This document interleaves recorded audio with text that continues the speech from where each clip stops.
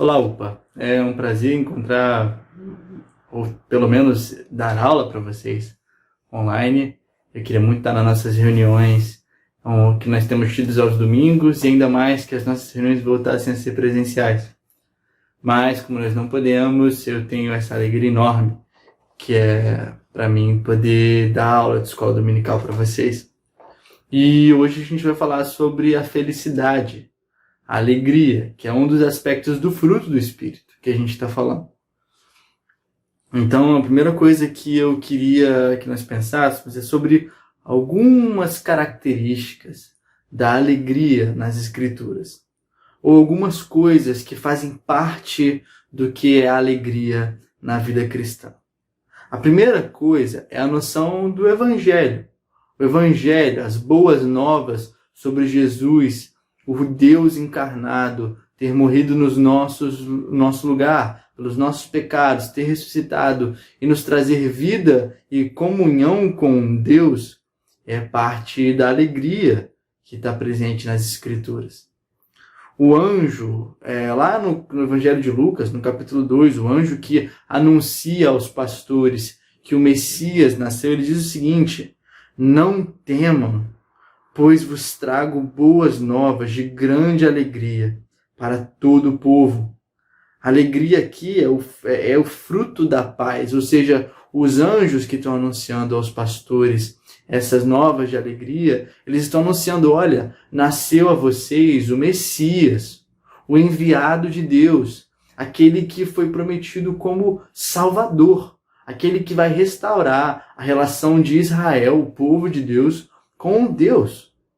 E aquele que, apesar dos pastores não perceberem aquilo naquela época, ou talvez já tivessem alguma percepção pela mensagem dos anjos, é a mensagem de que Deus se fez carne entre nós e que Deus está uma vez mais conosco. Essas são as boas novas do Evangelho. E Jesus expande isso ainda mais, a gente pode ver isso lá no Evangelho de João, no capítulo 15, ao dizer aos discípulos que o amor do Pai por eles e a glorificação do Pai, que a gente vai falar um pouco o que é neles, é para que a alegria desses discípulos seja completa. Ou seja, esse conhecimento que os discípulos recebem de que Deus, o Pai, os amou, que Deus é glorificado neles, que eles estão diante do próprio Deus na pessoa de Jesus, é motivo para que é esse conhecimento que faz com que a alegria deles seja completa. Essa noção de alegria nas Escrituras, ela é tão forte que na nossa igreja presbiteriana, a gente tem um documento antigo, que é lá do século XVI, que é o catecismo, os catecismos, breve, que é um catecismo menor, e o catecismo maior de Westminster, que foi onde os catecismos foram feitos. Esses catecismos eles eram usados para ensinar os novos convertidos sobre a fé, sobre o que nós deveríamos crer e sobre como nós deveríamos viver. Era uma introdução para todo aquele que estivesse ingressando, conhecendo a fé cristã. Então a primeira pergunta do catecismo é: qual é o fim? Qual é o propósito? Qual é o objetivo do homem? A resposta é glorificar a Deus e alegrar-se nele para sempre. As duas coisas, elas caminham muito juntas, o glorificar a Deus e o alegrar-se nele para sempre. Caminham juntas de uma tal forma que o John Piper, um pastor norte-americano, ele pegando isso e entendendo aquelas frases que eu falo para vocês muitas vezes do C.S. Lewis e do Agostinho, né? A do Agostinho sendo: criaste-nos para ti, e o nosso coração permanece inquieto enquanto não repousa em ti. E a frase do C.S. Lewis: se eu encontro em mim desejos que nada neste mundo podem satisfazer, só posso crer que não fui feito para esse mundo. Junto com essa perspectiva da primeira pergunta do catecismo, o John Piper ele entende então que essas duas coisas caminham juntas. É um entendimento que ele fala: olha, eu não descobri nada novo, descobri o que estava aí na literatura da igreja. Eu só falei sobre isso no nosso tempo. E no final das contas, qual é a ideia aqui? Olha, Deus criou todas as coisas para a sua própria glória. quando ele cria todas as coisas para a sua própria alegria, para o seu próprio deleite, ele não precisa dessa alegria. Ele não precisa de nós, ele é completo em si mesmo. Deus não era um Deus solitário que cria o homem, cria os anjos, cria a natureza para se sentir acompanhado. Muito pelo contrário, ele cria porque ele é bom, ele cria porque ele é liberal com sua soberania, com seus poderes. Como a gente viu na aula anterior, ele faz nascer o sol sobre os bons e os maus. E ele faz todas as coisas para que o seu nome seja glorificado. Lembro que há muito tempo atrás, numa aula com o Pedro e a Letícia, talvez a Elise estivesse também, a gente estava falando sobre isso, ainda na UCP. E eu lembro que eu estava dizendo o seguinte, olha, quando a gente vê um pôr do sol, a tendência em nós é de querer falar sobre o quão bonito é aquilo. Quando a gente está apaixonado, nós temos essa tendência de falar bem, de exaltar a pessoa amada. Milhares de poemas foram escritos para se falar da pessoa amada, ou para se falar do desabrochar das flores da primavera, ou para se falar da beleza dos cristais de gelo. Várias coisas que são belas fazem com que nós falemos da nossa admiração e do quão magníficas são essas coisas. Então, toda a criação o tempo todo fala sobre o Criador, mostra que aquela obra feita, esses eventos incríveis que nós vemos na natureza, desde as coisas mais microscópicas até as coisas muito grandes, elas são, na verdade, uma forma de Deus ser glorificado. E assim como nós achamos justos prestar a honra, né, a quem merece honra, o reconhecimento a quem merece reconhecimento, Deus é digno de todo o reconhecimento ou de toda glória, para dizer de uma forma bem simplificada. E quando nós glorificamos a Deus, assim como nós nos alegramos quando falamos do pôr do sol, ou dos cristais de gelo, ou da pessoa amada, nós também nos alegramos quando nós falamos daquele que é digno de todo o reconhecimento, que é o próprio Deus. Por isso que a nossa alegria caminha por esse trilho do glorificar a Deus. E o glorificar a Deus vai muito além só dos louvores que a gente faz ao domingo, ou dos cânticos que nós cantamos, mas se estende também para a forma como nós vivemos, para a forma como nós manifestamos o amor pelo nosso próximo, a forma como nós manifestamos o amor ao nosso inimigo, a forma como nós respondemos, como nós dominamos a nossa ira. Cada uma dessas coisas é uma forma de glorificar a Deus. E você talvez se pergunte, ok, Taguri, eu estou acompanhando, mas você ainda não resolveu uma parte importante da questão que você está lidando, que é o que é essa alegria. Porque se o fruto do Espírito é alegria, e eu claramente não estou alegre o tempo todo, e ninguém está, então como é que eu posso de fato viver isso? Então a gente precisa então definir um pouco melhor o que é essa alegria do qual Paulo está falando aos Gálatas. E é o seguinte, olha, não é o sentimento simplesmente de alegria. Não é o sentimento de alegria somente.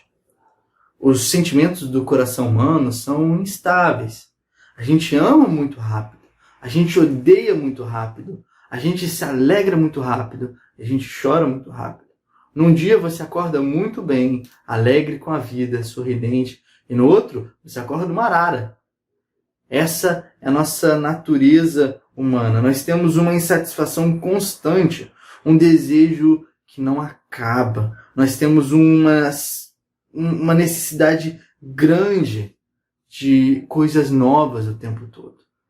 E nesse sentido, nós somos muito parecidos com o povo de Israel no deserto. Quando Moisés tira o povo do Egito e conduz eles para o deserto, eles não têm o seu coração convertido ao Senhor.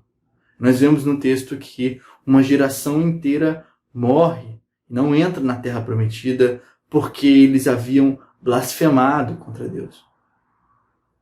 E é interessante porque o que acontece ali? O povo sai do Egito.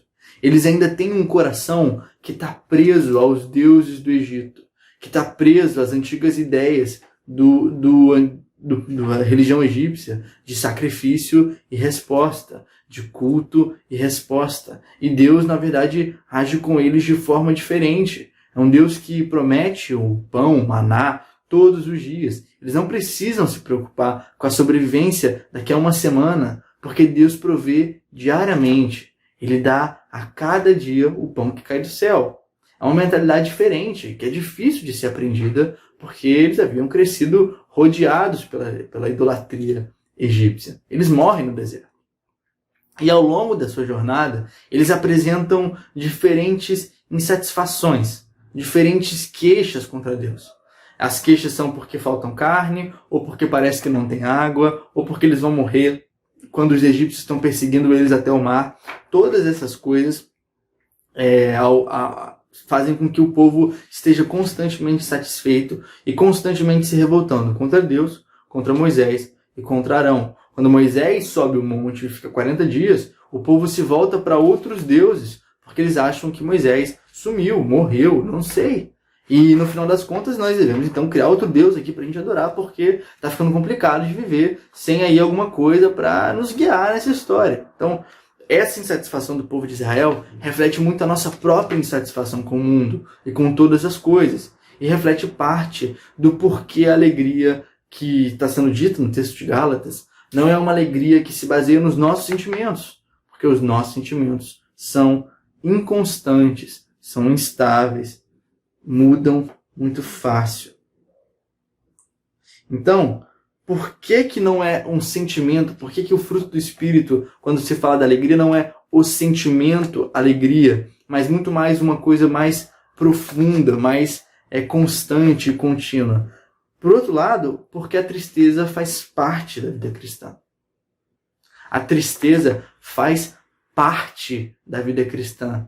Nós não vivemos anestesiados, ou nós não cremos numa fé que nos livra da tristeza.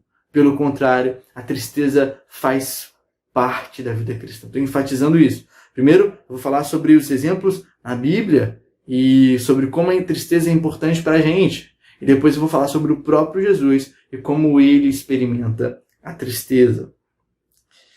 Eu sempre falo para vocês do Silmarillion. O Silmarillion é um livro que foi escrito pelo Tolkien, o mesmo autor do Senhor dos Anéis. E ele é uma história que se passa no mundo do Senhor dos Anéis, muito antes da Guerra do Anel, né?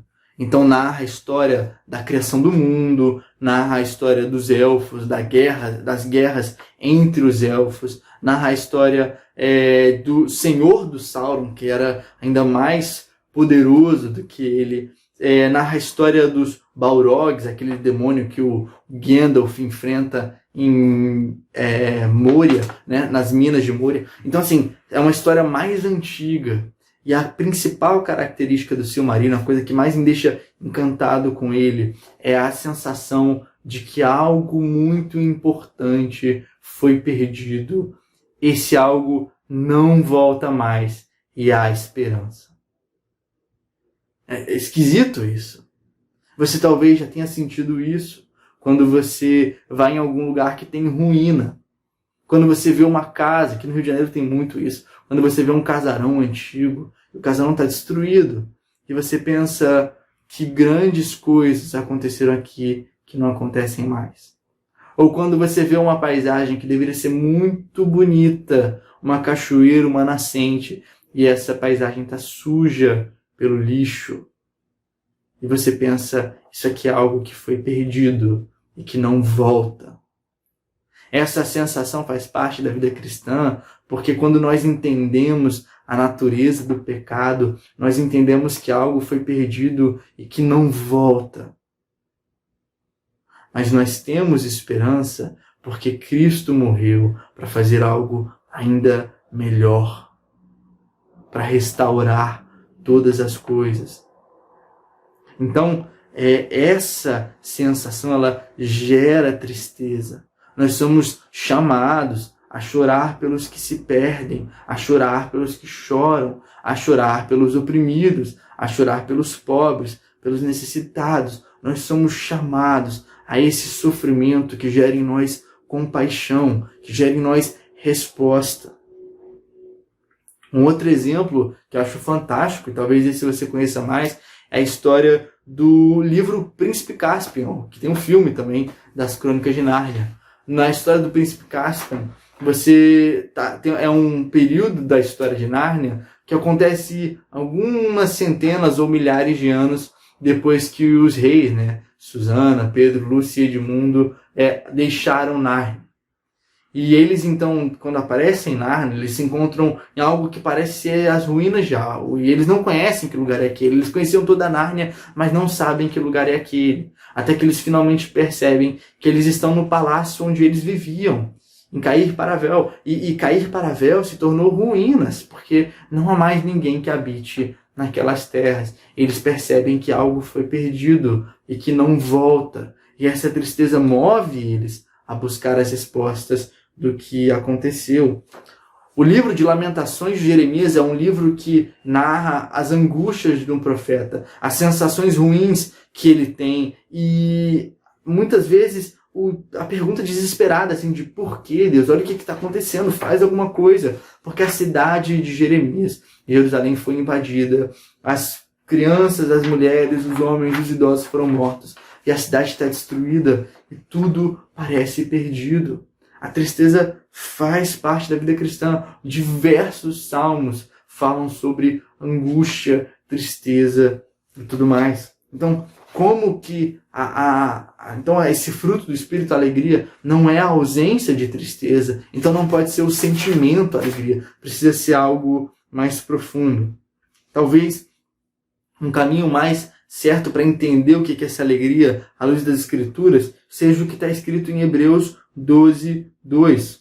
Está falando sobre a morte de Jesus na cruz. E fala o seguinte: Jesus, pela alegria que lhe fora proposta, suportou a cruz. Então, a ideia do que está nesse texto de Hebreus 2 é o seguinte: olha, Jesus abraça o sofrimento, ele abraça essa tristeza profunda, sem conta, brutal, que é a cruz. E ele morre por isso. Ele morre uma morte horrível, uma morte que não é só física, mas é a morte em que ele carrega os pecados do mundo. E ele suporta isso, porque ele tem a proposta da alegria. Ou seja, ele tem o fato de seguinte: olha, isso vai glorificar mais a Deus. Isso vai fazer com que aqueles que Deus escolheu, o Pai, sejam salvos. Isso vai gerar glória a Deus no fim dos tempos. Isso vai gerar parte do povo que adora a Deus. Então, por causa disso, ele toma esse sofrimento por causa de uma alegria que está proposta. Da mesma forma, a alegria, essa convicção que vem da fé, essa certeza de que Deus está conosco, Ele habita entre nós e Ele está em nós, as certezas da boa nova, mas é também a expectativa da alegria futura. É a expectativa de que um dia esse sofrimento acaba e o que Deus trará, nós nem sequer imaginamos o quão bom de fato será. Por isso, Paulo, em 1 Coríntios, lá no capítulo 4, fala o seguinte: mesmo que momentaneamente estejamos entristecidos, Paulo diz o seguinte: Deus disse, das trevas brilhará a luz. Sofremos pressões de todos os lados, mas não estamos arrasados. Ficamos perplexos, mas não desesperados. Somos perseguidos, mas não desamparados. Abatidos, mas não destruídos. Lá na frente ele vai dizer: e levamos no nosso corpo o morrer de Jesus. Mesmo que momentaneamente eu e você estejamos entristecidos, temos uma alegria interior, ou a proposta dela, que não acaba. Por isso Paulo diz aos Tessalonicenses: alegrai-vos sempre. A alegria, ela é fruto de cultivar com Deus uma relação de confiança, uma relação de fé, uma relação que persevera em buscar a Deus, onde as certezas e as expectativas da nossa vida não se baseiam em se coisas menores vão ser atendidas, se os nossos sonhos, se os nossos desejo de fazer faculdade, de passar nessa, passar naquela, trabalhar com isso, trabalhar com aquilo, ter a família assim, ter a esposa assada, ter o esposo desse jeito. Isso tudo não importa. Se nós vamos viver perseguidos ou vamos viver como igreja livre. No final das contas, essas coisas são importantes, mas elas não definem a nossa alegria, porque a nossa alegria está em Deus, está naquilo que não se pode ver. Por isso, tantas vezes, Jesus nos fala sobre o perigo das riquezas, porque nós podemos colocar o coração nas coisas desse mundo e não ter os olhos nos tesouros que são eternos, que é o próprio Deus. Por isso que Deus te abençoe e te ajude a cultivar essa alegria. Um bom domingo.